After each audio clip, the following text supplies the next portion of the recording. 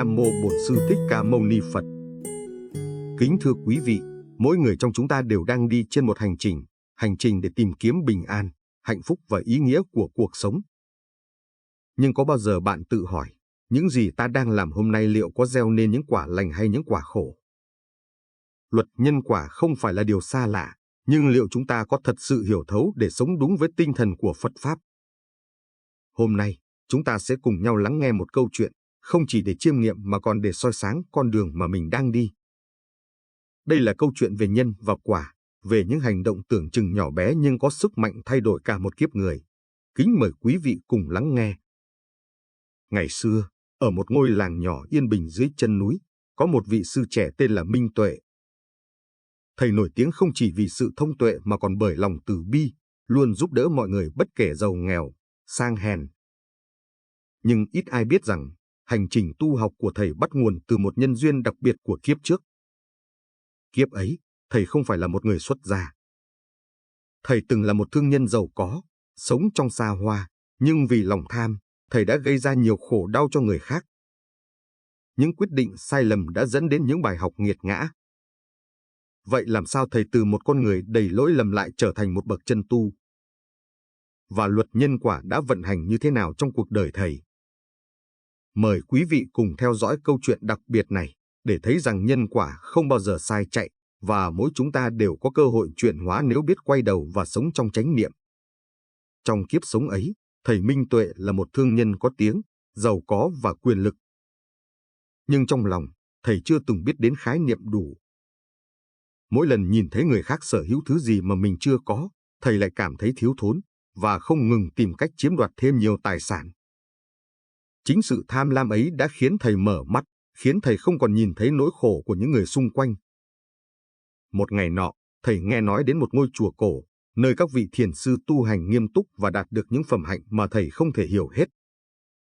Dù nghe nhiều người nói rằng chùa ấy rất linh thiêng, nhưng thầy chỉ coi đó là một nơi có thể tìm kiếm thêm tài sản, danh tiếng. Thế là, thầy quyết định đến đó, mang theo một mong muốn duy nhất, làm sao để lợi dụng được những thầy tu, tìm ra những bí mật để kiếm lợi cho bản thân. Tuy nhiên, khi đặt chân vào ngôi chùa ấy, mọi thứ hoàn toàn khác biệt với những gì thầy tưởng tượng. Không có cảnh phú quý, không có những lễ lạt lộng lẫy, mà chỉ có sự tĩnh lặng, thanh thản đến kỳ lạ. Những vị sư ở đó không tranh giành, không hề mong cầu danh vọng. Thầy cảm thấy bối rối, không hiểu nổi vì sao họ lại có thể sống như vậy, bình an và tự tại. Nhưng chính trong những ngày tháng đó, khi thầy làm việc bên cạnh các sư, những điều kỳ lạ bắt đầu xảy ra. Dần dần, trong lòng thầy, những lời Phật dạy bắt đầu gieo vào. Không phải sự giàu có hay quyền lực đem lại hạnh phúc đích thực, mà chính là sự từ bi, là lòng bao dung, và sự giác ngộ về bản chất của đời người. Thầy Minh Tuệ bắt đầu nhận ra, mọi sự đau khổ đều bắt nguồn từ tham, sân, si. Và đó là khi thầy bắt đầu hiểu rằng, những nghiệp quả thầy đã gieo trong quá khứ sẽ phải chịu đựng hậu quả như thế nào. Sau nhiều tháng ở lại chùa, thầy Minh Tuệ dần nhận ra rằng tất cả những thứ mà thầy từng coi là quan trọng, tiền tài, danh vọng, sự nổi tiếng, thực chất chỉ là những thứ vô nghĩa. Cảm giác bất an trong lòng thầy không hề giảm đi dù thầy có thêm bao nhiêu của cải. Điều này khiến thầy phải đối diện với sự thật cay đắng, mình đã sống cả đời trong mộng tưởng, trong sự mê muội của một tâm hồn đầy tham vọng. Một hôm, khi đang ngồi thiền dưới tán cây bồ đề, thầy Minh Tuệ bỗng chợt ngộ ra một điều rất sâu sắc. Trong một khoảnh khắc tĩnh lặng, thầy thấy mình như bị rơi vào một không gian vô tận, nơi không có sự phân biệt giữa tôi và người, giữa các vật chất hay sự tồn tại. Tất cả đều là vô thường, không thể níu giữ, chỉ có sự giác ngộ và lòng từ bi là điều vĩnh cửu.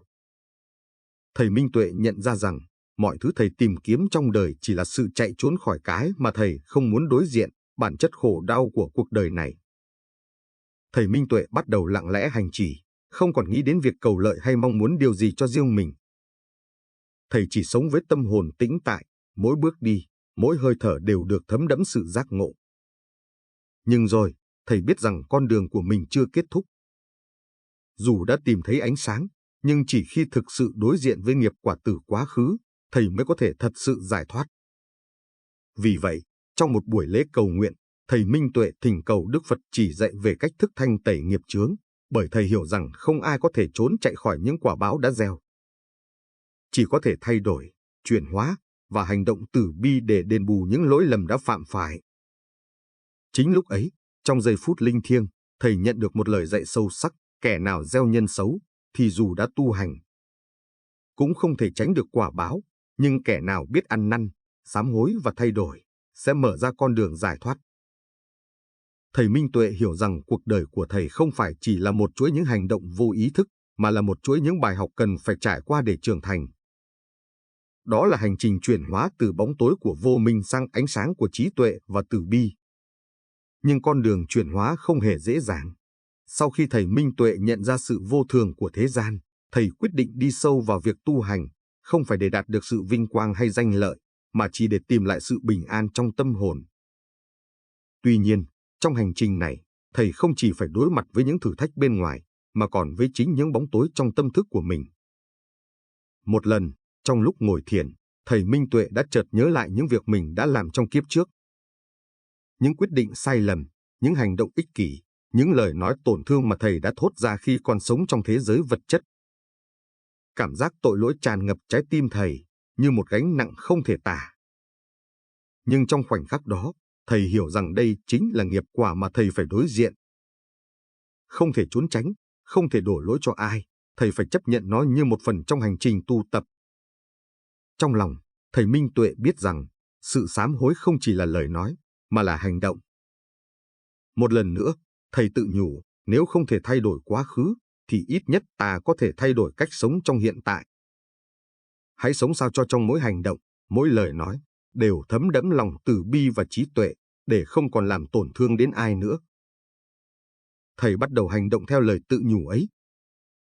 Mỗi ngày, thầy cố gắng thực hành những điều nhỏ nhất, từ việc giúp đỡ người khác, chia sẻ những gì mình có, đến việc tĩnh tâm, lắng nghe và học cách tha thứ cho chính mình. Mỗi bước đi, thầy cảm nhận sự thay đổi trong tâm thức mình. Những cơn giận, tham lam và tội lỗi dần dần tan biến, nhường chỗ cho lòng từ bi và trí tuệ. Một ngày nọ, khi thầy đang ngồi dưới gốc cây bồ đề, thì một cơn gió nhẹ thoảng qua, mang theo tiếng chim hót vui vẻ. Thầy Minh Tuệ ngước nhìn bầu trời rộng lớn, và trong giây phút ấy, thầy bỗng nhận ra rằng, mọi thứ trong vũ trụ này đều có sự kết nối. Con người, vật chất và thiên nhiên tất cả đều không thể tách rời, đều cùng nhau tạo nên một tổng thể vĩ đại. Mỗi hành động của chúng ta, dù nhỏ bé, đều có ảnh hưởng đến thế giới xung quanh. Thầy Minh Tuệ bỗng nhận thấy một điều kỳ diệu, con đường giác ngộ không phải là con đường chạy trốn khỏi thế gian này, mà là con đường sống đầy ý nghĩa trong thế gian, với trái tim đầy yêu thương và trí tuệ sáng suốt. Thầy không cần phải đi tìm đâu xa để tìm thấy an lạc, vì nó chính là trong từng khoảnh khắc hiện tại. Và vào một buổi sáng bình yên, thầy Minh Tuệ đã hoàn toàn giác ngộ. Thầy không còn phải lo sợ về quá khứ hay tương lai, mà chỉ sống trọn vẹn trong giây phút hiện tại. Chính lúc đó, thầy nhận ra rằng, kiếp trước của thầy chính là một bài học quý giá để thầy hoàn thiện bản thân, để trở thành một bậc thầy chân tu, để có thể lan tỏa ánh sáng trí tuệ và từ bi đến tất cả mọi người. Hành trình tu tập của thầy Minh Tuệ trong kiếp này chính là hành trình vĩnh cửu của mỗi người chúng ta.